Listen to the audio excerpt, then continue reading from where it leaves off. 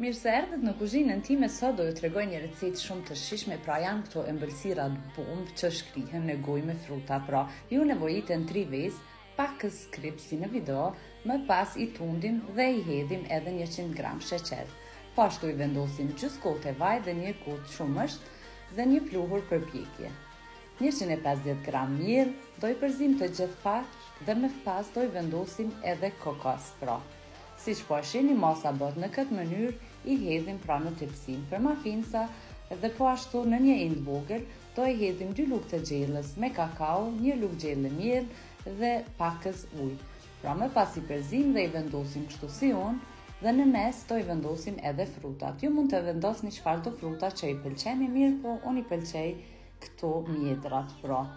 Do i pjekim në temperaturë 200 gradë për 30 minuta dhe më pas do jenë të gatshme për servim. Pra si që po e shihni duken kështu, janë shumë të shijshme dhe aroma është mjaft e mirë. Mua nuk më mbetet gjë tjetër, shpresoj që po kënaqeni me recetat e mia e ju mos harroni të abonoheni në kanalin tim në YouTube dhe të më ndiqni edhe në Instagram nga unë.